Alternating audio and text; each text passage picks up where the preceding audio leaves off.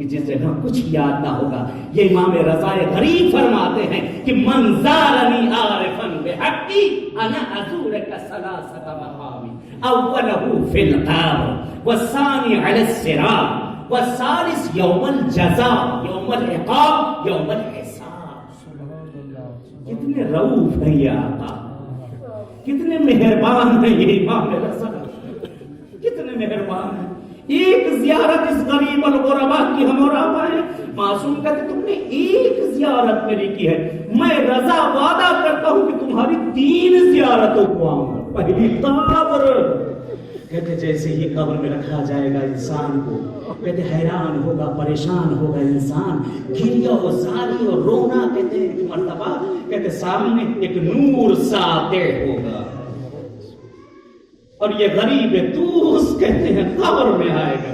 کہیں گے مولا کیوں پریشان ہو، تم نے غربت میں میری زیارت کی تھی، اتنی صعوبتیں اتنی مصیبتیں تم نے اٹھا کر میری زیارت کی تھی، میں رضا تمہاری زیارت کے لیے آیا ہوں. یہ وعدہ معصوم ہے، یہ معصوم کا وعدہ ہے، ہمارا اور آپ کا وعدہ نہیں کہ آج کے کل بولتے، یہ وعدہ معصوم ہے. اولہ فی القبر، کہتے ہیں قبر میں، جس کی قبر میں مولا رضا آ جائیں کیا کہنا اس کا. آیت اللہ برجردی کا ایک واقعہ بہت معروف ہے، نقل کیا جاتا ہے کہ آیت اللہ برجردی یہ جو انہوں نے حوض علمیہ قوم جس کی بنیاد رکھی تھی، ان کا انتقال ہو گیا، لے جا کر دفن کر دیا گیا. ان کے بیٹے دعا کرتے ہیں پروردگار سے، پالنے والے میرے معبود بتا دے میرے بابا کے ساتھ اتنا بڑا مجتہد ہے، قبر میں کیا ہوا. کہتے فرزند آیت اللہ برجردی خواب میں دیکھتے ہیں کہ آیت اللہ برجردی آئے گے. کہتے بابا جان قبر کا کیا حال ہے؟ کہا بیٹا میں بہت آرام سے ہوں، بہت آرام سے ہوں. کہا بابا جان کوئی ایسی چیز ہے کہ جس کی آپ حسرت کر رہے ہیں؟ کہتے ہاں میرے لال، میں امام رضا کی زیارت کو 200 مرتبہ 30 مرتبہ زیارت امام رضا کو میں گیا. 200 مرتبہ میں نے امام رضا کی 200 مرتبہ زیارت کی، اور میرے مولا ہر ایک مرتبہ کے برابر 6 مرتبہ قبر میں آئے ہیں. کہتے حسرت 200 کم نہیں ہوتی. کہتے حسرت کر رہا ہوں میں، اے کاش میں نے اس سے اور زیادہ اپنے آقا کی زیارت کی ہوتی. موقع کو غنیمت سمجھیں. جتنی مرتبہ آپ آقا کی زیارت کو جاؤ گے، اپنے ہوٹل جاؤ، گھر جاؤ، پھر پلٹ کے آقا کے پاس، پھر جاؤ، پھر آقا کو سلام کرنے آؤ. جتنی مرتبہ جاؤ گے آقا اتنی مرتبہ تمہاری قبر میں تمہاری امداد پہنچے. ختم کی میں نے اپنی گفتگو کو چند منٹ میں پاس. والثانی علی الصراط، دوسرا مقام پل صراط ہے. کہتے ہیں کہ جس کی اونچائی پر پہنچنے کے لیے 1000 سال اس کی مسافت، وہاں پہنچنے کے لیے 1000 سال اس کے چلنے کے لیے، 1000 سال پہنچنے کے لیے، 1000 سال اس پہ چلنے کے لیے، 1000 سال اس کو پار کر کے نیچے اترنے کے لیے. دنیا کے 1000 نہیں، وہ محشر والے 1000. کہتے ہیں 1000 سال پل صراط کہ جو کہتے ہیں بال سے زیادہ باریک، آگ سے زیادہ گرم، اور اتنی لمبی مسافت اس کو طے کرنا ہو. مولا رضا فرماتے ہیں کہ منظارنی جو بھی میری زیارت ہوا ہے. آقا نے پہلی حدیث میں کیا کہا کہ اذا نزلت بکم شدائد فاستغیثوا بنا، جب مصیبتوں میں آؤ ہم سے استغاثہ کرو. یہ مولا رضا کا فرمان ہے، جب مصیبتوں میں ہم سے استغاثہ کرو. اذا نزلت بکم شدائد فاستغیثوا بنا، اس مصیبت میں جب آپ ہوں گے اس وقت مولا رضا فرماتے کہ میں اپنے ہر زائرہ کو اس کے حال کو پکڑ کر وہاں سے پار کروں گا. تیسرا مقام یوم العقاب، یوم الحساب. کہتے جس وقت گھبرایا ہوگا میرا چاہنے والا، مولا فرماتے ہیں کہ میں اپنے ہر چاہنے والے کے پاس میں پہنچوں گا، اس کے نام اعمال کو اپنے ہاتھوں پر لوں گا. لینے کے بعد اس کو جب واپس کریں، کہتے ہیں وہ ساری گئی ہوئی چیزیں پلٹ کے آ چکی. کیا رتبہ ہے آپ کا، کیا مرتبہ ہے. کاش آپ سمجھ جاتے کہ آقا رضا کی زیارت کا کتنا ثواب ہے. امام حسین سید الشہداء ہے، کتاب کامل الزیارات اٹھا کر دیکھیے، 9 امام سے حدیث 10 امام سے امام حسین کی زیارت کا ثواب 1000. امام رضا کی زیارت کا ثواب 2 لاکھ حج مقبولہ، امام رضا کی زیارت کا ثواب۔ کتاب کامل زیارت کے اندر امام جواد سے، امام ہادی سے حدیث موجود ہے۔ کہتے راوی نے سوال کر لیا، ہاتھوں کو جوڑے، آقا ہم نے تو سنا تھا آپ کے جد حسین سید الشہداء ہیں، اور آپ فرما رہے ہیں کہ آپ کے بابا کی زیارت کا ثواب آپ کے جد حسین سے بڑھ کر۔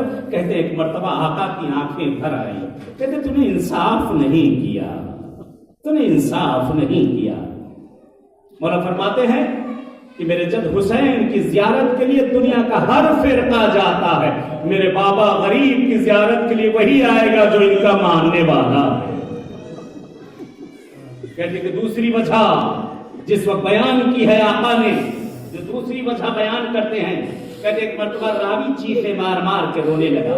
مولا فرماتے ہیں، آقا فرماتے ہیں، اے میرے بھائی، جس وقت میرے جد حسین کو کربلا میں شہید کیا گیا، ان کی فیملی کا ہر فرد موجود تھا، بھائی موجود، بہنیں موجود، بھتیجے موجود، بھانجے موجود، دوست موجود، لیکن میرے بابا کو جس وقت شہید کیا گیا ہے کوئی بھی خاندان کا موجود نہ تھا، میں ایک فرزند جوان، وہ بھی مدینے میں۔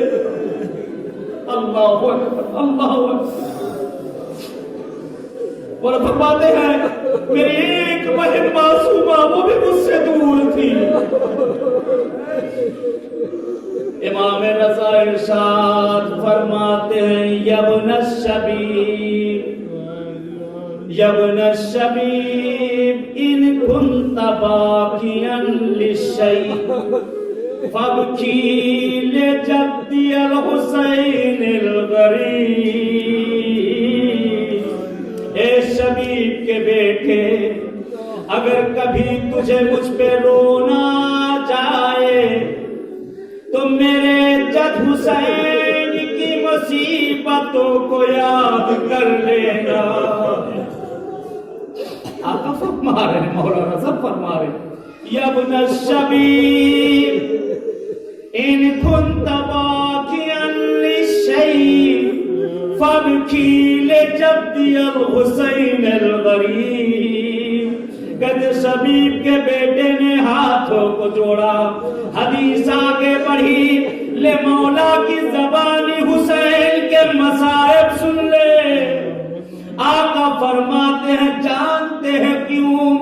الذی یذبحون کذبح الکبش، کیونکہ میرے جد حسین کو ایک قربانی کے جانور کی طرح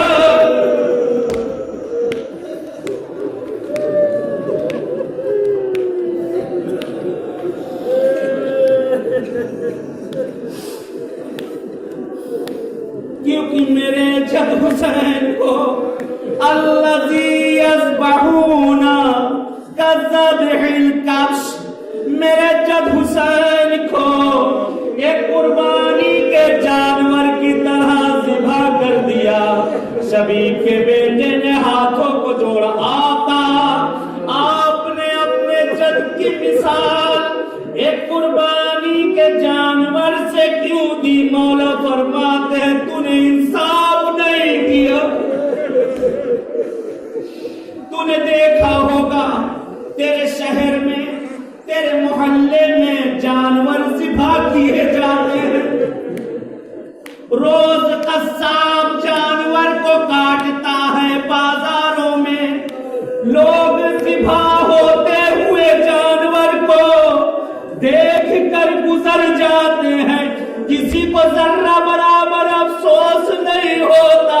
راوی کہتا ہے آقا نے سر و سینہ پیٹا، ہائے میرے جد کو کربلا میں ہزاروں کے مجمع میں ایک جانور کی طرح ذبح کر ڈالا حسین کو،